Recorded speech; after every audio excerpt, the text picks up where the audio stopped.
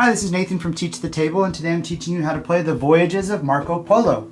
Each player is a companion of Marco Polo during an expedition to the east, and you'll be traveling to various cities to create trading posts, as well as collecting goods, gold, silk, pepper, as well as camels to help complete contracts. These will net you victory points. You also have secret goal cards that look like these, which will give you bonus points at the end of the game if you manage to get a trading post into the cities on those cards. Lastly, if you have a trading post all the way up in the corner in Beijing over there, then you can get points for your leftover goods at the end of the game. Marco Polo is played over 5 rounds, represented by the piles of contracts down here, and each round consists of players taking one action at a time until they can't anymore. The actions you can take in the beginning are all on the bottom of the board down here. Each player has dice of their color that they roll at the beginning, and they're going to receive compensation if the total of those dice is under 15. So if it is under 15, they'll receive a combination of camels and money of their choice to add up to 15. Just like real life in the 13th century, you need to place dice on the board to take each action. Before I go into detail on those, I need to tell you that sometimes you'll need just one die and sometimes more. But you can only do one of these actions on each turn. However, you do have a sheet of bonus actions that you can take freely on your turn, and that can occur before and after your regular action, so those don't count against you.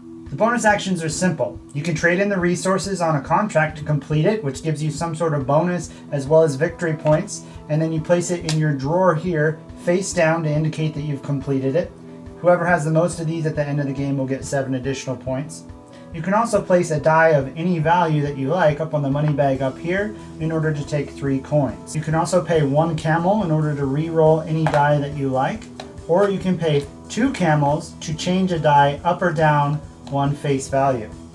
The last bonus action is once per turn you can spend 3 camels to take one of these black die and roll it, which you can use like it's one of your own, but you will have to lose it at the end of this round. I think I just said action about 50 times, so let's talk about actions. The regions down here all have symbols where dice can be placed in order to take actions, and in general, the face value of the die that you choose will represent how successful you are at that. When you're using more than one die, the lower value will determine this. You can never use a space if your colored dice are already there, and brown spaces like these can't be used if they're occupied by any other player. Occupied blue spaces can be used. However, you'll have to pay money equal to your lowest die value. So if I wanted to play this here, I would have to pay 5 money in order to do that. For this reason, getting to each action first is ideal. The most basic action here is just taking 5 coins. The face value of the die doesn't even matter for this spot. Next, we have the Grand Bazaar. You can use this table to determine how many goods and camels you get, depending on how many dice you put down, as well as the value of the die. You can always use a lower column if you like, so if you wanted to just take 2 pepper and 1 money, instead of taking 3 pepper, you could do that.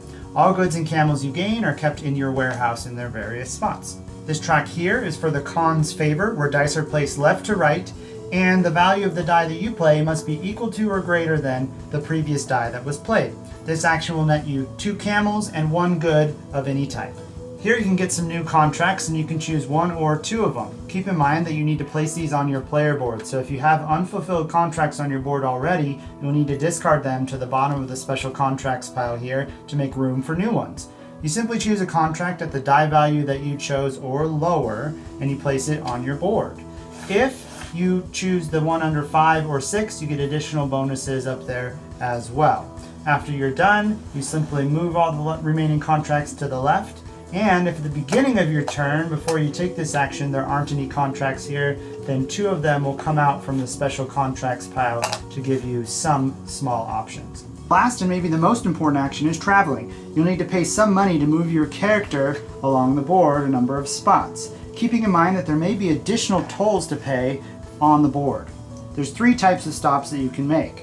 An oasis does nothing but slow down your movement. You also have small cities, where you place a trading post and then you get a bonus. There's an exclamation point on here to remind you that you get the bonus now, as well as at the beginning of each new round. Then we have large cities, which give you a bonus if you're the first player to go there, and then you'll place a trading post there as well. From now on, you can use a die to take the action in this city. The benefits of the card may seem low, but keep in mind the value of the die that you place there lets you take this action a number of times. So this can be very powerful as long as you have the required materials to do it. You can only have one trading post in each city, and in the event that you don't have any more trading posts in your general supply, you would have to remove one from an existing spot on the board to place it where you just landed. As seen on your player board here, if you get rid of your 8th and your 9th trading post, you get victory point bonuses, and there's also bonuses up in Beijing. If you have a trading post there at the end of the game, you can get various victory points.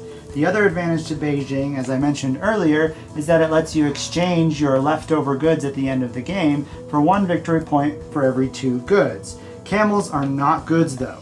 Take that, camel ranchers of the world. Once you run out of dice, you'll pass on every turn, and once everyone's passed, that round is over. Remove all the remaining contracts up here, and those are going to go in the bottom of that special contract pile. And then you'll choose one of these stacks of new contracts down here to indicate that a new round is starting, and they will go out like so, hopefully facing the right direction. The starting player token will go to the player who last chose the travel action, and then you award all bonuses with this exclamation point to the players who have them, since this is the beginning of a new round. Return all black dice to the board, and players are going to take back their dice to their board and re-roll them. Again, you have compensation again if your total is less than 15. After 5 rounds, the players are going to get extra points based on how much money, so they get 1 point for every 10 coins they have left over. Players with the trading post up in Beijing up there will get their victory points for that, and then they can do that exchange of getting 1 point for every 2 goods of any type except for camels. The player who had the most completed contracts down in their little drawer down here is going to get an additional 7 points. And then players are also going to score their secret goal cards. So I'll show you how that works. The secret goal cards are scored in 2 separate ways. The first way is if you have a trading post in both of the cities named on the card, you're going to get a number of victory points. The second way, as indicated on the bottom of the cards, is if you have trading posts in these and if they're different cities. So if I had a trading post in each of these 4, that would get me 10 points because I had 4 and they're not the same city. However, if I had this card and I had trading posts in all 4 of those, I would get the 11 points for the card, but Anxi is on here twice, so I would only have 3 different cities with trading posts, so I would only get 6 points in this case. I've described most of the game to you at this point, and it seems like that could be enough. It would be a totally decent game if I just stopped here, but there's more. Each player is going to have a character card which gives them additional rule-bending powers that only they can take. One character doesn't have to roll dice at all. He can choose the value as he goes. Another character doesn't have to pay any additional money if he goes on a spot where another player has been. On the face of it, every character seems so different and overpowered that there's no way this game can be balanced, and yet somehow it is. I'm not going to describe all the characters to you. I'll just recommend that you read the rules for each character as you're given it. And that's how you play the Voyages of Marco Polo. Now you can go start your own adventure. Thanks for watching Teach the Table, and don't forget to have fun.